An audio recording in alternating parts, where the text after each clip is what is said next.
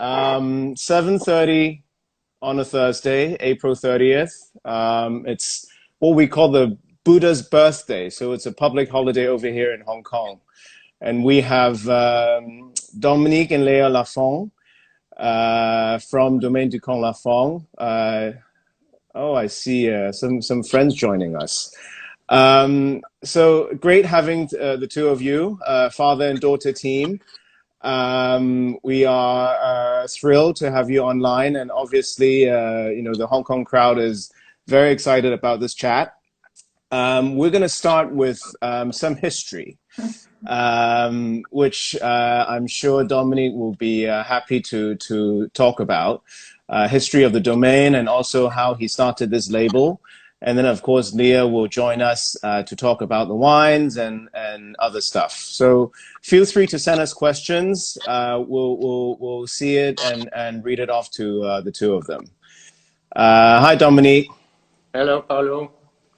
So tell us a bit about the history, please. Yes. We're very happy to be with you on a holiday, and hope everything goes well in Hong Kong. I've checked the weather; it's pretty nice compared to ours. It's which is quite cold today.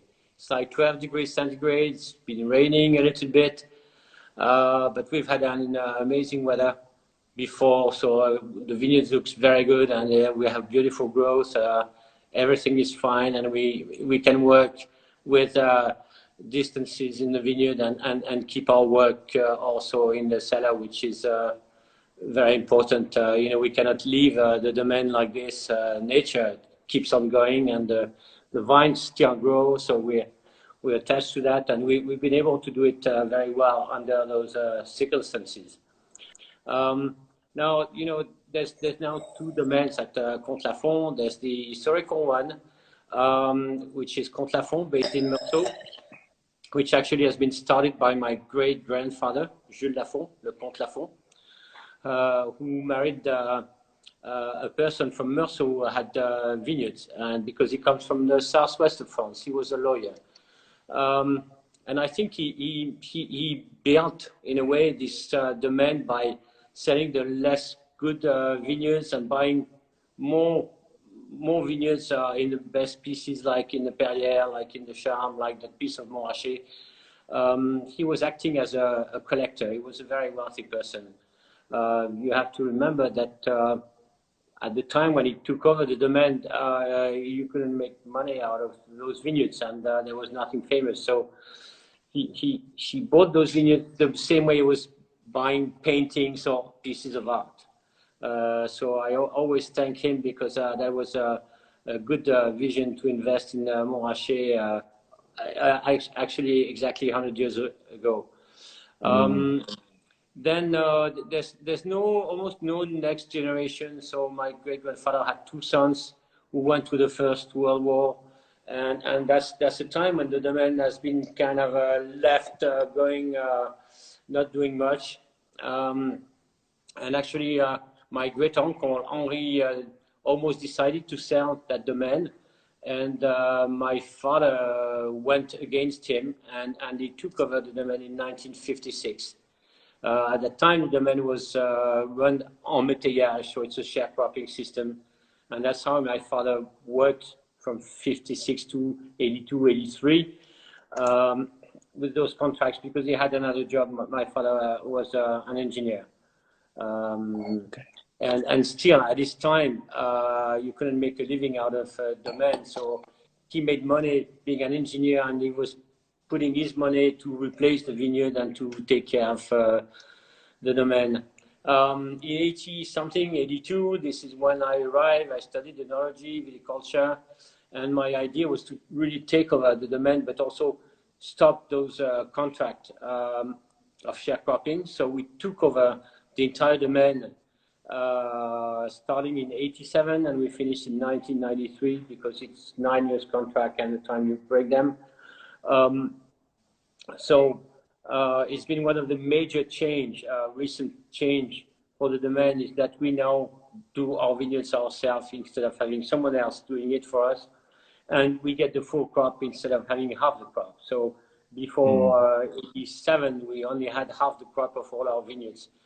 To be brief, I've had very quickly a strong interest into working organically, and so I worked and checked into that fairly early in the 90s, and by 95 we started the first experiment, biodynamic experiment, and by 1998 it was all full organic and biodynamic, all the domain. Which brings us after 98, it's 99, and this is when we invested in a small domain in the Mâcon. We started with 7 hectares based in Lamartine and Bussière, there's 2 villages, and that's where the winery is. And then over the time we grew another 7 hectares in Chardonnay, and Uchizy will taste one Uchizy this afternoon. In 2003, we added another 7 hectares in 2009 in Viens-Clessé. So it's quite a quick move in terms of size of vineyards. And the last addition we've done was like part of my dream was one day to be able to produce Pouilly Fussé, which is what we do now. We also have Pouilly Fussé. So I've been offered Pouilly Fussé in 2014 and 2016. And so by those moves, we added 1.5 hectares of Pouilly Fussé, we added 2 hectares of Saint-Véran, and a little bit less than 1 hectare in Macomb Prissé. So this is where we are now at Héritiers Comtes Lafon, 26 hectares. It's fully independent from Comtes Lafon. I mean, so it's double the size of Comtes Lafon. Yeah. Because Comtes Lafon is now Comtes Lafon is 16.5 hectares. 16, okay. Yeah. Okay. But it's if you talk volume, it's double volume than Comtes Lafon, of course. If you compare Macomb and what I would like to insist on is that those companies are fully separated. I don't use the wealthy money of Comtes Lafon to run Héritiers Comtes Lafon. It goes on its own. So it goes with the way it is, with cheaper wines, and it's been a nice challenge to be able to practice the same way in both domains, because we are also organic and biodynamic at Héritiers Comtes Lafon. But to practice the same way and still keeping an efficiency to be able to make a bit of money on those wines, which we don't sell for the same price. So the practices are close to the same up until aging and bottling, which means the vineyards are run the same way. It's handpicked, which is very rare in the Mâcon. All the pressing, all those things, it's the same system as in Meursault. Then when fermentation takes place, we use larger volume. We use ovals, we use pungents in Mâcon, when we only use small barrels at Comtes Lafon. And the second major difference is that we bottle earlier. We bottle before harvest, so the wines are aged for a year, when usually at Comtes Lafon, we bottle after 18 months, roughly 18 months, 16 to 20 months, depending on the wines and how they show. So if you have any questions on all those things, I could be more precise. Obviously, it was a very bold move. I mean, you were one of the first, top end producer to produce Mâcon, coming from the north.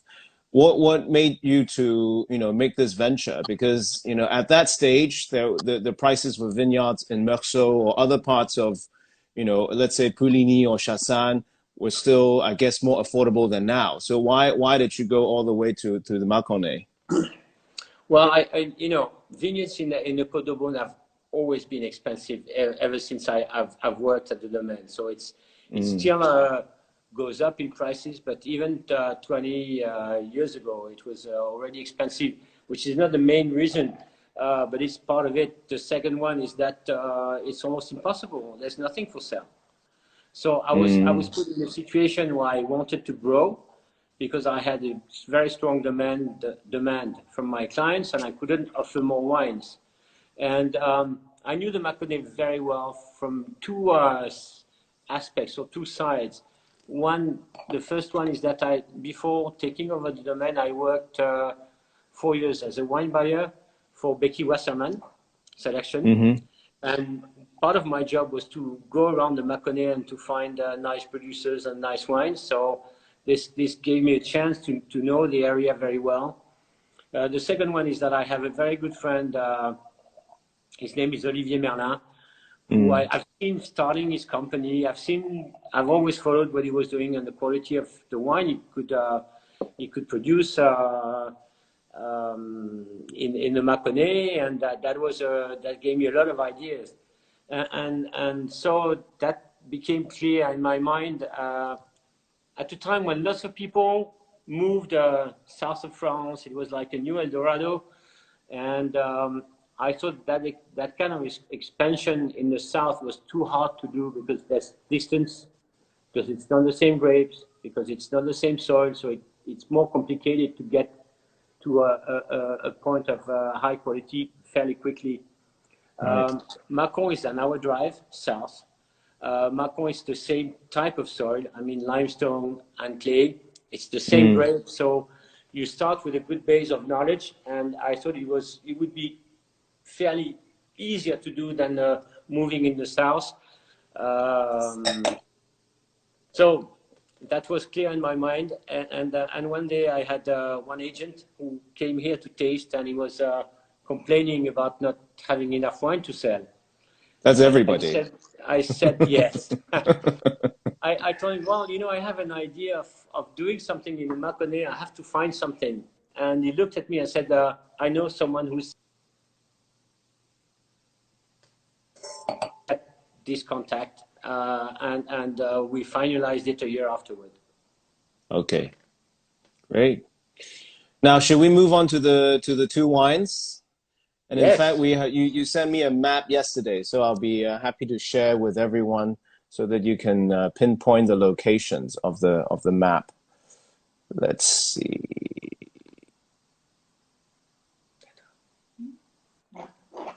Well, I'm blocking part of it, but anyway, so people get to see this. Can you see it?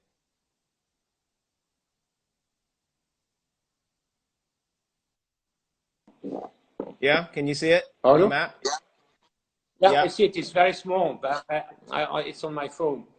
But Okay. I So know Leah, the do you map. want to tell us a bit about these, the two wines and also the different soil type, the locations, and all that? Of course. So Because you spent a bit of time there, right? I spent a bit of time in Macomb. Yes, I worked there for one winter. One winter, and I've always followed the harvest. So they're quite open with Dominique to follow what's happening there. So I know Macomb. Great. So the first wine that we'd like to present to you is a wine from Milly. Milly-Lamartine is the village where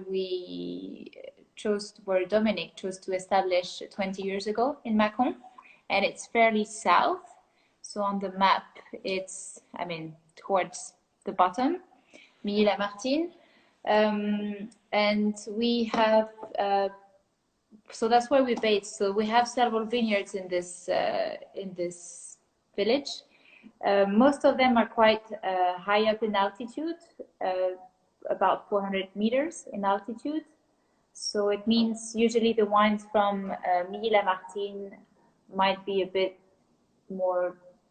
show a bit more acidity than the other ones, and a nice tension, even in hot years, like the latest years we've had. So it's always something interesting.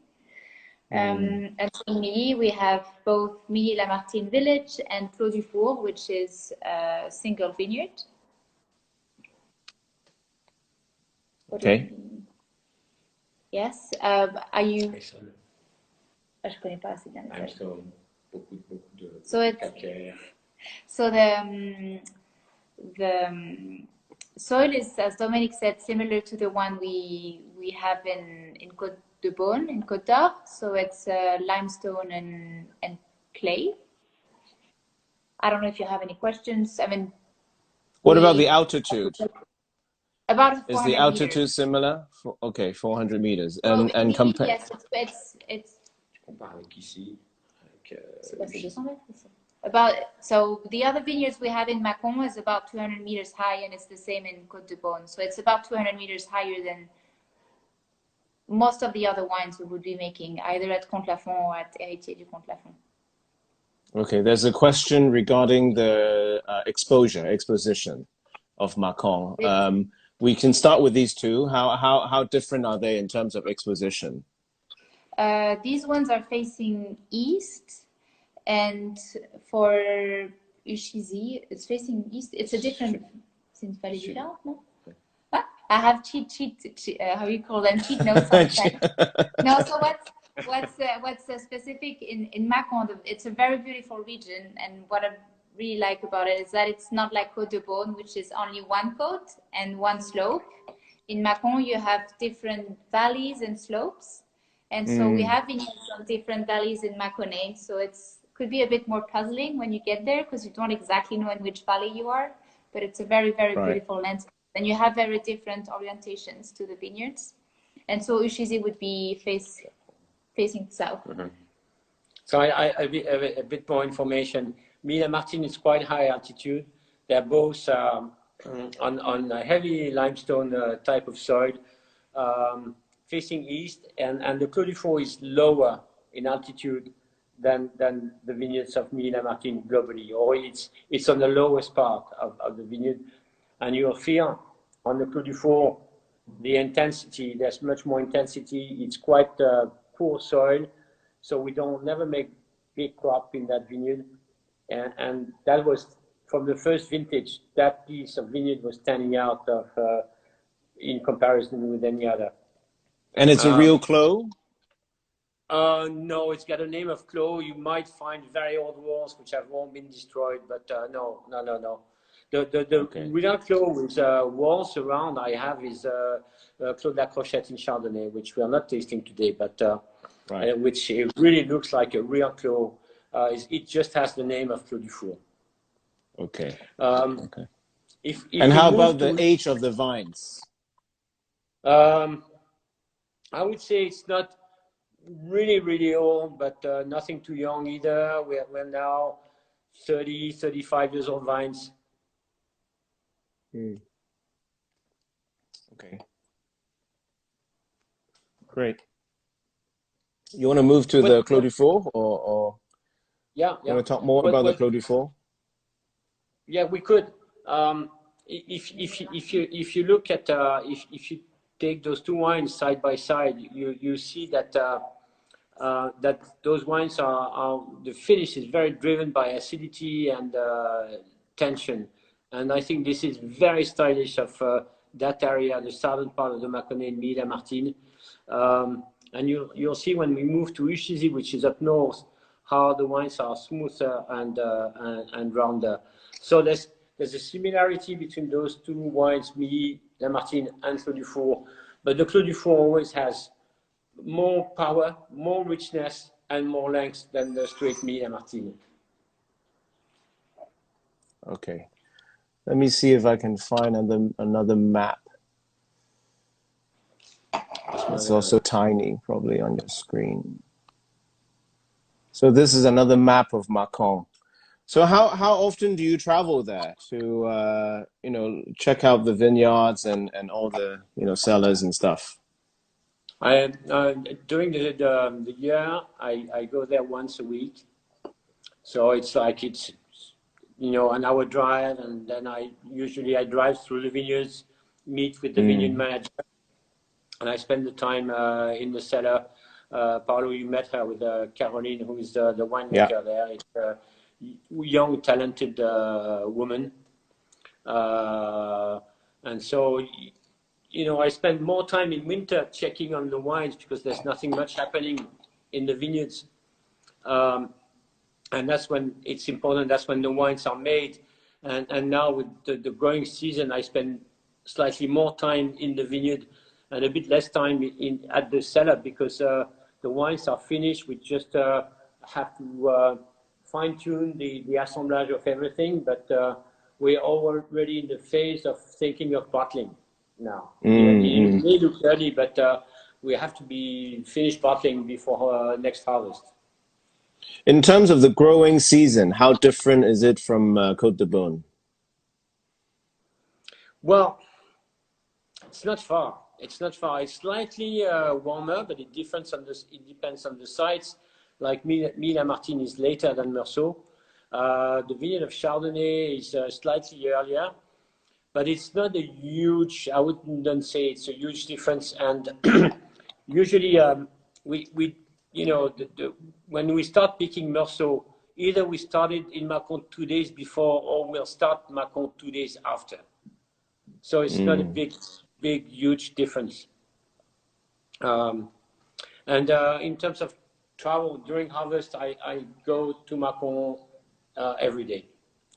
So I do early work in Meursault, then around 10 o'clock drive to Macomb, check the vineyards, check the cellar, and I'm back in Meursault early afternoon to finish the day in Meursault.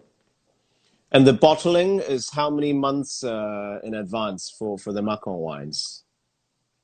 Well, it's at least 6 months ahead of Meursault.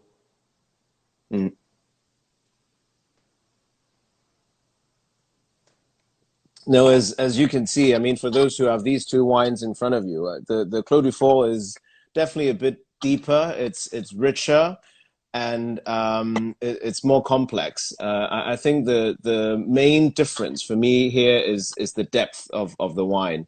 But I mean, can you talk us through about the vintage 2017? How was it in Mâcon? Was it as successful in Mâcon as in Meursault? Yes, I think it's a brilliant vintage for white wines.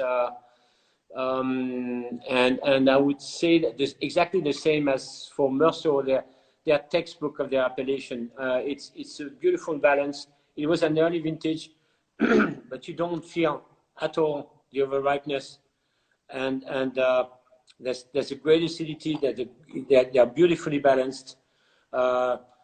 So they're a very good example of what can be produced both in Mâcon and in Meursault. Okay, great. Well, please feel free to ask questions for those of you who are logged on. Someone just asked who is representing Altaya Wines. I guess you don't buy enough from Altaya Wines not to know who I am. It's Paolo here from Altaya. So why don't we move on to the Uchizy? I'll show the map again that Leah sent me. I'm actually in the way on the screen, so it's more towards the north east side. Is that right? The Uchizy part? Yes, it's north of the map. It's of the map. It's about 30 minutes drive from Milly. It's a bit higher up. It's facing south. It's lower in altitude. It's a very, very different thing than Milly. Okay. Someone just asked, how would you describe your style comparing to other Macomb producer? That's a great question. No, but I'm going to go around the question and because when I started Mâcon, I had a lot of clients who thought my Mâcon would look like Little Meursault or Cheap Meursault or whatever. So it's a bit complicated to tell them that they are not going to have what they thought they would. When we arrived in Mâcon, my idea was to make the best, the greatest Mâcon possible. So I'm trying to make the Mâcon wines, a classical way for the Mâcon area in respect to the origin and the soils. So it doesn't compare with Meursault in a way, because it's not the same origin, because it's not the same tradition of work. I think for Mâcon, we're looking for more freshness, more easy to drink style of wine. So I'm not pushing ripeness too much because I'm not looking for too heavy wines. And I want them to be easy to drink when they are a year in bottle. Like, you know, you may age those 2 Mâcons or 3 Mâcons still a little bit, but they are so good to drink that you don't need to. And comparing with other people in Macomb, well, I would say it depends because I have some friends who work like me with being organic and being very serious with the crop and picking by hand, which is very rare in the Mâconnais. 90% of the vineyard is picked by machine. By machine. So, yes. So you get a diversity of style, and it's a pity because Mâcon still has a kind of an image of a simple white Chardonnay, but without much interest, that you sip without thinking of it. And when I think there's much more potential than that. As I'm very proud of myself, I would say if I compare with all my friends, of course I'm the best.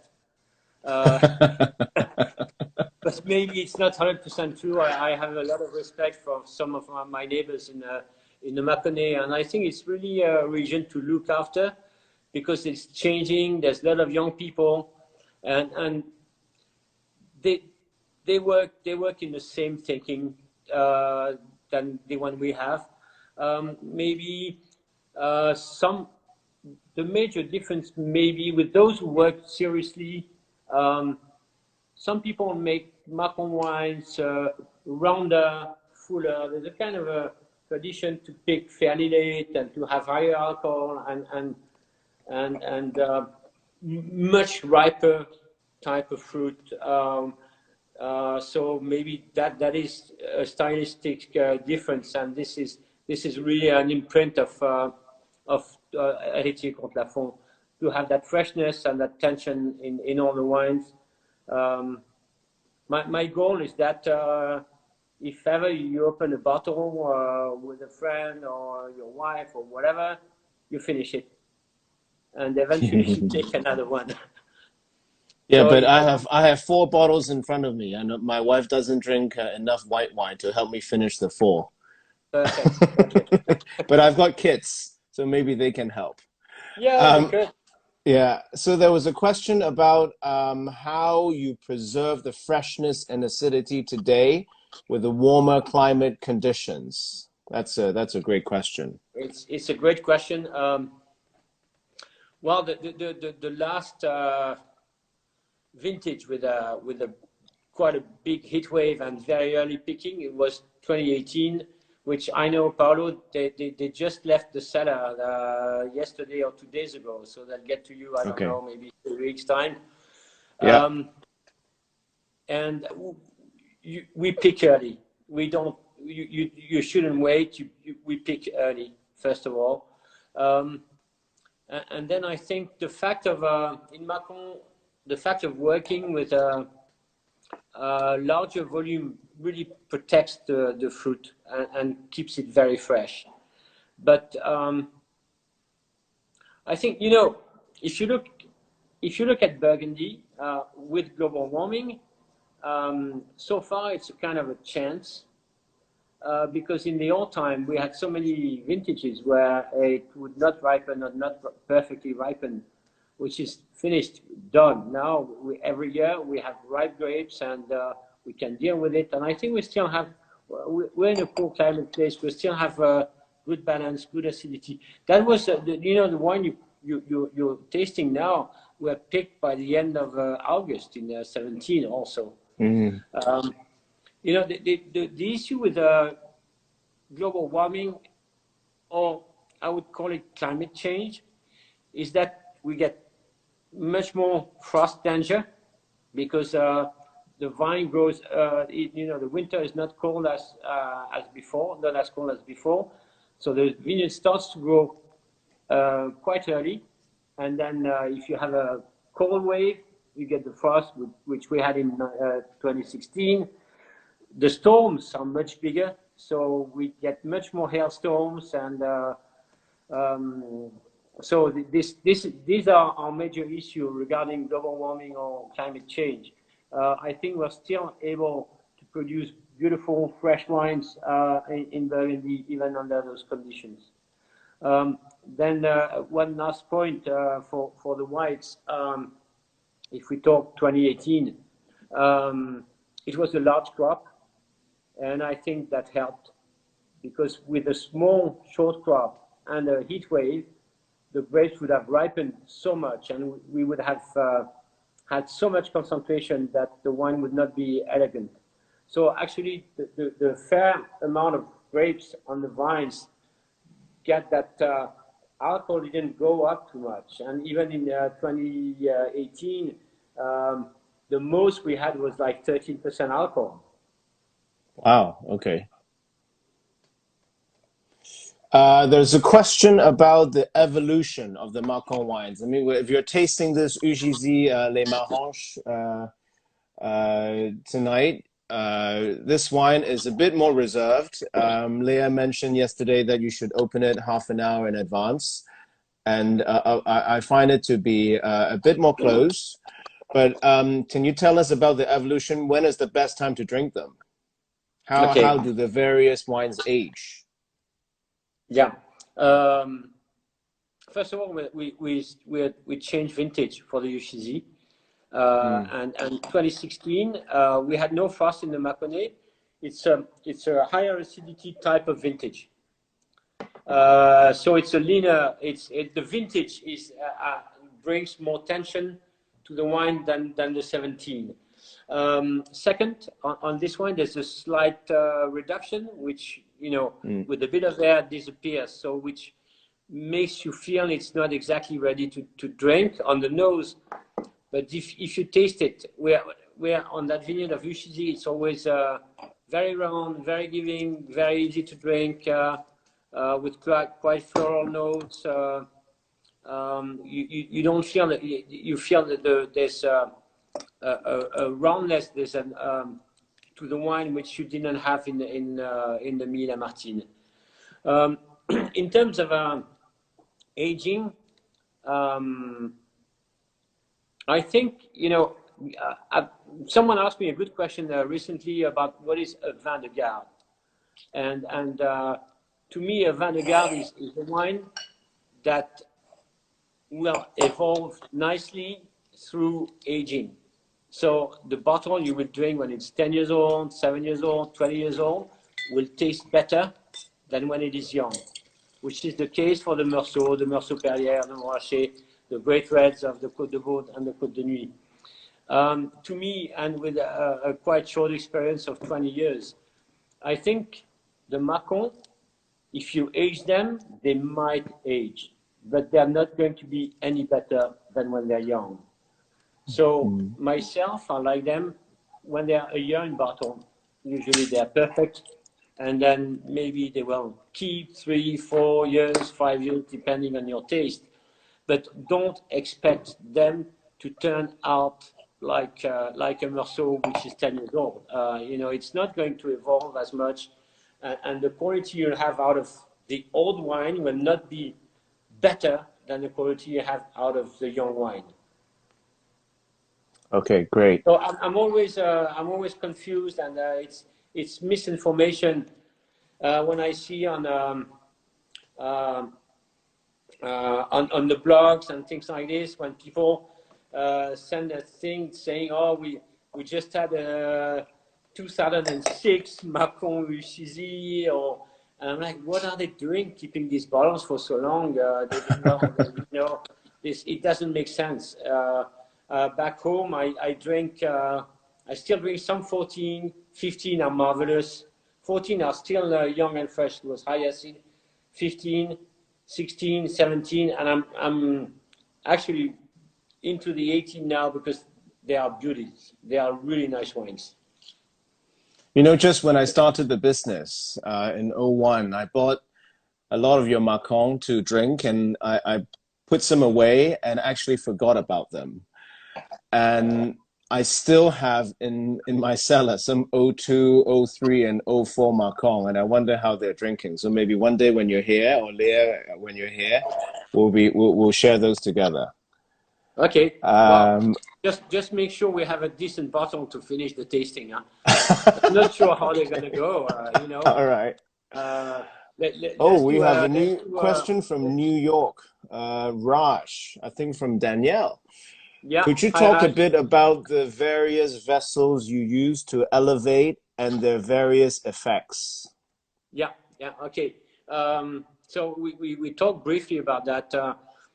We use pungents and we use ovals. So pungents are 500, 600 liters barrels, wooden barrels, and ovals are like 50 hectoliters, big tank, round big tank. First of all, the goal in Macomb was no new oak. So we have old ovals, and if I buy a new oval, it's like I use it on a big cuvée so that you don't see it.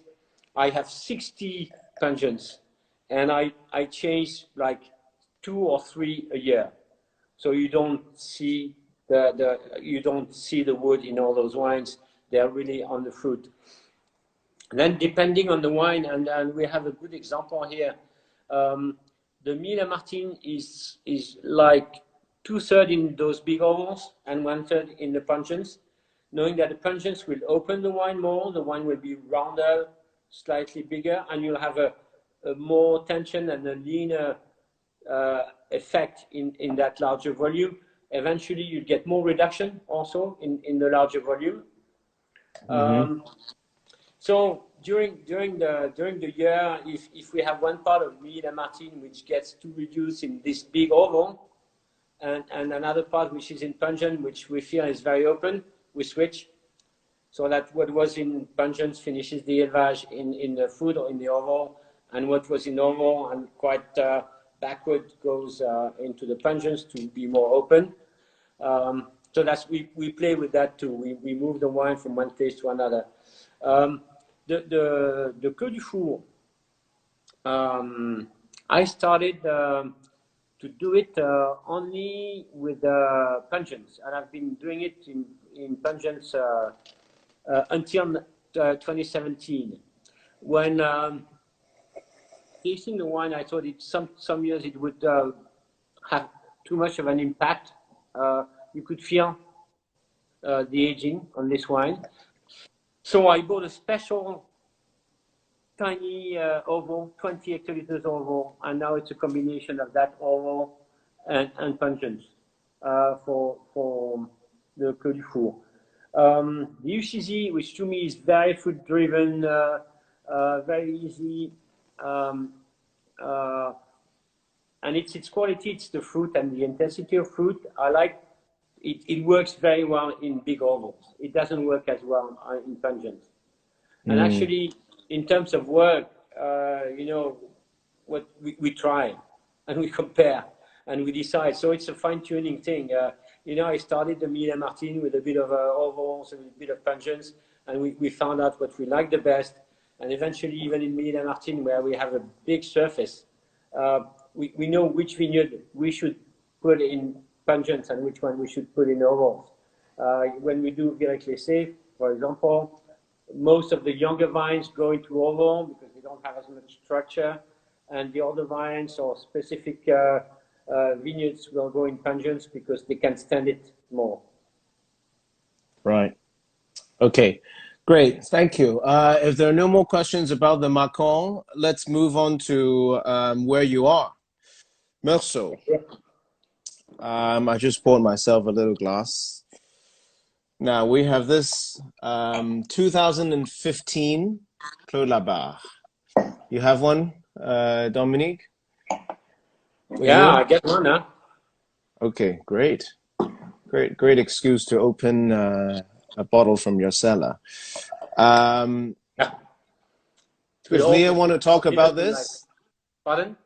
Does Leah want to talk about this Clos de la Barre? The She vineyard and everything. I've got a little map as well.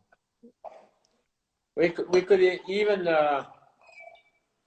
maybe we could give it a try and walk you to the vineyard. It's That would be to make. great if you can. Yeah, Uh, yeah, yeah, yeah, yeah. we'll see how it Maybe works. we do it at the end. Why don't you talk about Okay. it first, and then Yes. we'll end there. Okay. Yeah. Yes. So Clos de la Barre is located in Meursault, of course, and it's a real close, so it's within walls. It's literally our back garden, if we may say so. So it's where we have the winery and the family house. It's a monopole as well. It's a very special wine to us because it's literally where we live and work every day. It's did I say it? It's a monopole. How big is it? It's about 2 hectares, 2.1 2 hectares. hectares. Okay. Yeah, so it's And what one of about the our- age of the vines and the exposures? Can you talk a little bit about that? There's 4 different ages. One of Okay. them, the youngest one is 20 years. Yeah. I don't know the other ages. I know it because I planted part of the Clos, so I know the age of this one. and Oh, the other wow. one- Okay.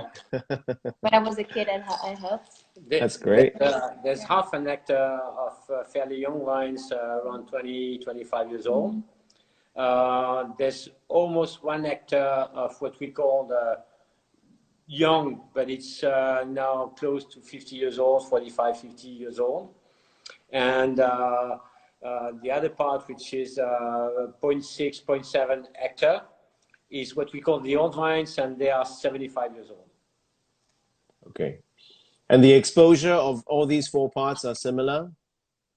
Yes, it's all in one block. See, it's facing east, but it's a fairly flat. It's a fairly flat. I mean, no, it's facing east. It's a gentle slope.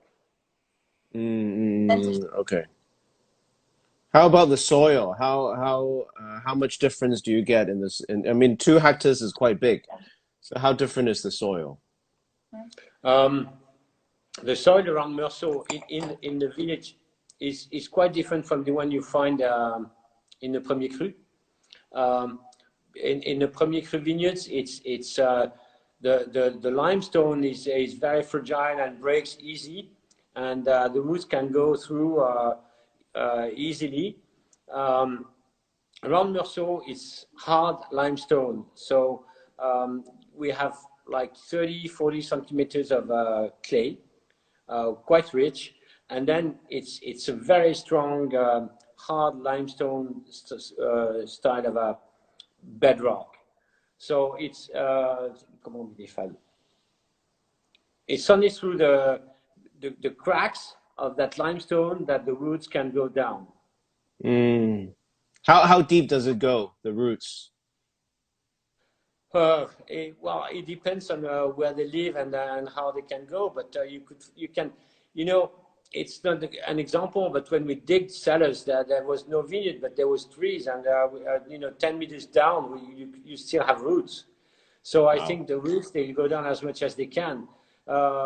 They just stop once they hit something they cannot go through, like heavy compacted marl in the bottom or things like this, which would not be suitable for roots. But they go through rocks, and actually they find the humidity and the water underneath those rocks. Okay. Do you want to talk about the vintage 2015? It's still young. I mean, even though you're releasing the 18, but what was it like in 2015? Warm again. I'm sorry. In recent vintages, that's the only story I can tell. Another early harvest, not too big. It comes after 2014 hail, 2013 hail, 2012 hail, and so with half crops, and we are like 2/3 of a normal crop in 2015. It's an early vintage, it was also a challenge to keep the freshness into those wines, and I think it's a nice achievement with the bottle we have. because you don't feel it's overripe, overheated. It's balanced. The acidity is great. Knowing Clos de Barre always carries great acidity. It's one of the latest vineyards we pick, but it always keeps high acidity. So you feel it in that wine today, in that 15. Yeah. You feel also the edge of reduction, which is something I like to work on. And when it's successful, it's lovely because it gives a great aging potential without hiding the fruit quality of the wine. So that's where we are. But I would say that the Clos de Barre has been picked the first week of September, and we started picking at the end of August in 2015. Okay. There is a question about reduction. I mean, today, I must say that 2015 is definitely an evolution of your style from before. And here we see a little bit of that reductive style. How do you feel about that style? And of course, there are many of your colleagues who are trying to be, even more extreme. Do you like working with it? What do you think? And how do you think it changes the evolution of the wine? Okay, I like to work with it as long as it's not overwhelming on the wine. So that's why I'm talking about that edge of reduction, which is a lot of work we've done to rethink and see where we are in terms of pressing, fermentation, élevage, bottling time. Also to make sure we avoid any pre-mox problem, because that's been one of the issues in Burgundy. So we've resorted a lot of things that we used to do at the Domaine. To me, I think right the edge of reduction is nice, because this wine, if it takes a bit of air, it will blow off very quickly. But to me, when it's strongly reduced, it's as much a defect as pre-mox is a defect, or oxidation is a defect. So that fine-tuned balance is is quite hard to get because you don't have a full control on where it's going to be. You have to know that we do the aging a reductive way, and then we rack the wine in tank, and by that time, usually in tank, you have almost no reduction. But then if you bottle a wine a good way, with no dissolved oxygen, with a good cork, with no air in the top of the bottle or between the cork and the wine, then the wine will go back into a slight reduction. So what you taste at bottling is not what you will get in a couple of years. So I think when you bottle a wine which is like perfect on its fruit, and if you bottle it well sealed, you'll see a slight reduction coming back into the bottle the first 3, 4, 5 years, and then it's going to evolve and lose that reduction to make a nice wine with a bit more time. So I think it's not that reduced, it's slightly reduced. If we talk about Mâcon, that was another issue, because when we started working on that, I think we've done a couple of vintages where we went too far into reduction. I have that joke. No, I shouldn't say it. But because one journalist said, "Oh, your wines are pretty reduced," and I said, "Yes, of course, but I didn't raise my prices because it was becoming so famous to have reductive wines." So it was. And I thought, in Macomb, it's I cannot go as far into reduction as in Meursault, because the wine cannot carry it, and it's not because you're going to keep them for long that they're going to get any better. So it's after 2014 with Caroline, we started to have a thinking about avoiding to go too far into reduction. So it's still on action. It's still it's a process we keep on thinking about. Right. And does the oak change, you know, the reductive character, the new oak or the more aged oak? Okay. Yeah, I think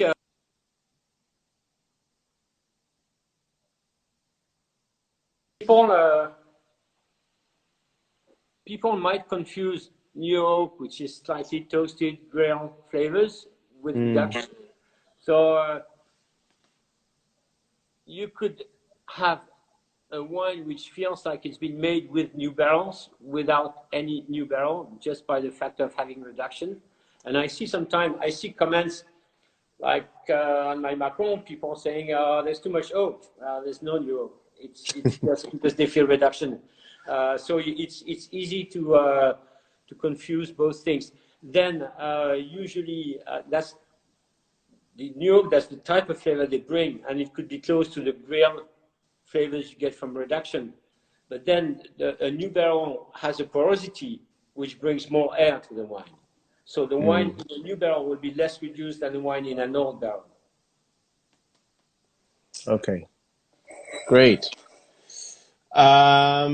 Let's see. Any more questions from any one of you? I see one with minerality and reduction. Yeah, yeah. Did you see it? Yeah. It's minerality is a complicated word to use nowadays. I like to use the word salinity for the finish of the wine. So, minerality, sulfur, reduction. Reduction could make you think it's a mineral wine, but it's just a reduction that is in it, I think. And this is why it's not a word I like to use. And if you think like this, you could almost add minerality to wine by adding sulfur. When minerality in a way, or that salinity should come from the soil and from the vineyard. And I think it can be actually hidden by a strong reduction, which makes the wine tighter, with sometimes a slight bitterness. It makes you feel it's mineral, but to me it's not a real good minerality. Okay. Well, we're close to the end. Do you want to walk to the vineyard and just show us real quick the Clos la Barre? We'll try to do that. I hope I'm going to keep connected, and I'll take you to the Clos la Barre. Yeah, so please. Here we are now in the Cuverie where we make the wine. Okay. And I'll turn to you. Okay. Now you see the house. This is where my mother lives now. Yeah. On her own, 92 years old. She's in great shape. She drinks a lot of wine. That's amazing. So you see the house, a little bit of the garden. That's where we were, the cellar with the 3 big doors. Yeah. And we're walking now around the house. In the garden, there's a beautiful catalpa tree right in front of us. Great shadow in summer for aperitif. That's a small garden. We have amazing roses here. I have a picture of my great-grandfather standing by the same roses. They're over 100 years old. Wow. Gloire de Dijon. Gloire de Dijon is the name. Gloire de Dijon, okay. And look at that. Great. And that's the garden. And you see... Pouring rain? It's pouring rain, but it's Clos la Barre. Okay, it's raining, okay. Yeah. We've had amazing weather for months, and now it's raining. I see. Okay. All right. Thank you so much for your time, guys. Great pleasure. Yeah, so it's been wonderful. It's very grown already. We're very ahead. How many weeks ahead? A good 2 weeks. And what you see right in front is the youngest vine, just in front of us. Okay. The bottom part on the left is the oldest vine, and the bottom part on the right are the 50 years old vines. Someone just asked if the virus is affecting the manpower and schedule and all that. Are you working full time in your cell Yes. in the vineyards with no problem? Yeah, it's not a problem because it's not how to do social distancing in the vineyard. Well, we had to have enough cars, so everyone has his own car, his own way to go to the vineyards.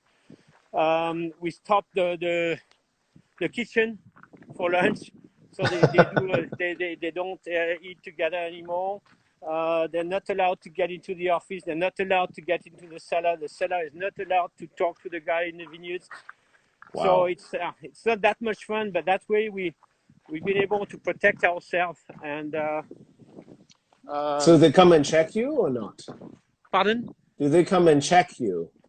I mean, are there police going around the domains to check if people are gathering? Yeah. There's police around. We need a paper if we want to go out of our house. Right. And I hear they're getting a lot of fines. That's fine. Tens of millions of fines going to the government, right? Yeah. But they check a little bit in the vineyards, but also all our associations of growers have set a lot of rules which we have to respect. So that was, in discussion with the authorities, it was like, okay, you'll be able to work in the vineyards under those conditions.